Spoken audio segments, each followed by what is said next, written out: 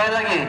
Allahumma shalli ala sayyidina Muhammad wa ashghilil zalimin bil fasiqin.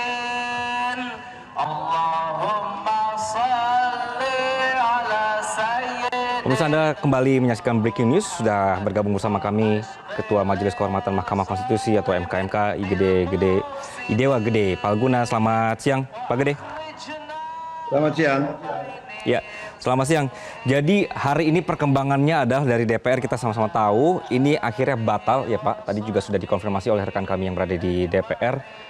Dan nanti akan menunggu sampai di tanggal 27.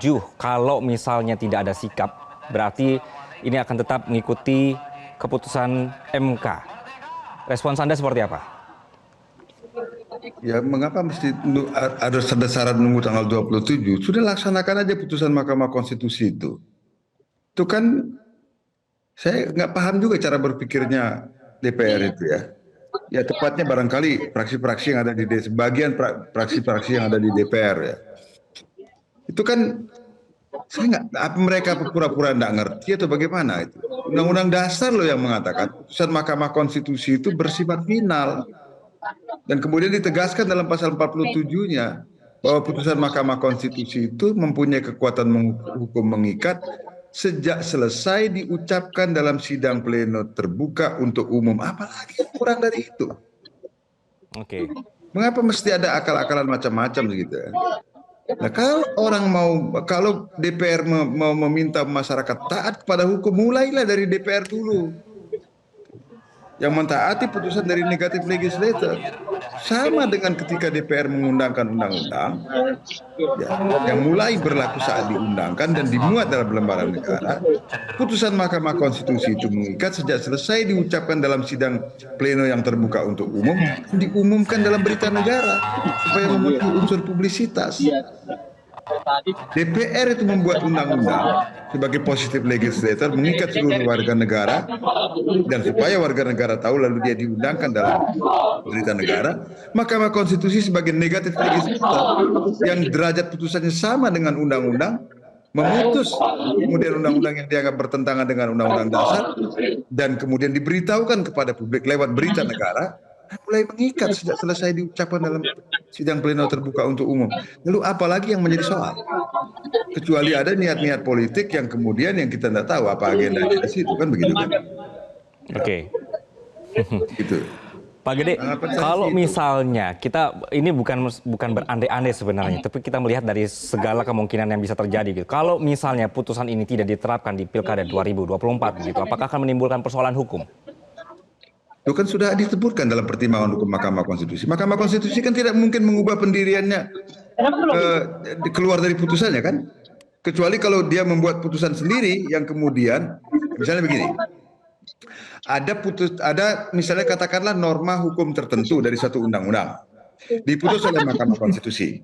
Nah, kemudian sesuai dengan ketentuan pasal 60 pada dasarnya untuk suatu putusan Mahkamah Konstitusi itu kan yang sudah pernah diputus dan permohonannya ditolak misalnya kan tidak boleh diajukan pengujian, atau misalnya ini permohonannya dikabulkan.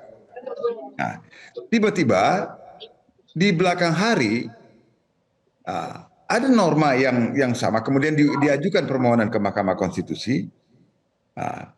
Lalu kemudian Mahkamah Konstitusi kan pasti akan merujuk pada putusan yang sebelumnya kan, karena itu sudah pernah diputus, dimuat dulu pertimbangan. Nah kemudian lalu putusan yang baik itu, nah saya kebetulan ada 10 tahun pernah berada di situ, di dalam pertimbangan hukumnya itu akan menyebutkan lalu apakah terhadap persoalan ini Mahkamah Konstitusi kemudian akan mengubah pendiriannya. Nah, kalau dia akan mengubah pendiriannya, lalu dia akan sebutkan mengapa alasan berubah. Misalnya, kondisi ketika putusan itu dibuat sudah berbeda. Ada perubahan yang mendasar dalam prinsip ketatanegaraan dan sebagainya dan sebagainya. Mahkamah Konstitusi perlu mempertimbangkan kembali sikapnya yang telah disampaikan pada putusan sebelumnya. Nah, tapi kalau ini dalam kasus ini, apa yang akan mengubah sikap Mahkamah Konstitusi? Itu kan dia pasti akan merujuk pada putusannya. Apalagi di dalam putusannya sendiri kemudian sudah disebutkan andai kata kemudian itu keluar dari putusan yang itu, ya maka ketika nanti ada misalnya ada sengketa, kan Mahkamah Konstitusi kan sekarang mempunyai kewenangan untuk memutus perselisihan tentang hasil pilkada kan. Nah, Ya. kalau itu di bawah Mahkamah Konstitusi, dia pasti Mahkamah Konstitusi akan berpegang pada putusan sendiri kan. Nah, Anda bisa bayangkan apa yang akan terjadi kemudian kalau itu terjadi. Nah, ini yang saya maksudkan, makanya sudahlah, jalankan saja putusan Mahkamah Konstitusi itu kan lebih demokratis. Nah, sekarang gini, apa yang menyebabkan keberatan terhadap putusan Mahkamah Konstitusi itu? Nah, pertimbangan hukum mana yang kemudian menyebabkan ada resistensi terhadap putusan Mahkamah Konstitusi? Itu secara akademik kan bisa dieksaminasi kalau mau. Sama dengan orang beberapa waktu sebelum ini, ketika orang ribut-ribut soal putusan Mahkamah Konstitusi nomor 90, dan saya termasuk salah satu pengkritik yang paling keras. Dan saya juga termasuk yang salah satu yang pernah ikut mengeksaminasi itu bersama kawan-kawan di Universitas Gadjah Mada. Kan harus ada argumentasi akademik kemudian mengapa kita melawan putusan itu, walaupun dia tetap kemudian mempunyai kekuatan hukum final yang mengikat itu. Oke. Nah, itu kan tak ada hujan, tak ada angin, tiba-tiba mau dalam tanda petik, mohon maaf, ya, mau mengabaikan begitu saja. Lah inilah yang kemudian membuat sekarang kemarahan terjadi di mana-mana. Saya sudah memikirkan itu akan terjadi gitu ya. Itu Mas, kalau pandangan saya sih seperti itu. Pak Gede, berarti mau apapun alasannya tetap ini tidak bisa dianulir karena sudah pasti ini final dan binding, begitu ya? Anda mau melanggar Undang-Undang Dasar. Itu bukan saya loh yang ngomong itu pasal 24C loh di Undang-Undang Dasar ayat 1 itu mengatakan Mahkamah Konstitusi ya yang mempunyai kewenangan pada tingkat pertama dan terakhir yang putusannya bersifat final untuk menguji undang-undang terhadap Undang-Undang Dasar. Itu Undang-Undang Dasar yang mengatakan begitu, bukan omongan saya. Gitu.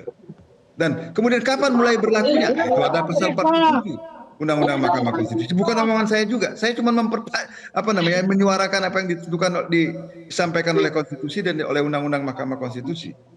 Nah itu jangan kita pura-pura bego aja kan gitu. Itu Undang-Undang Dasarnya mengatakan begitu. Nah.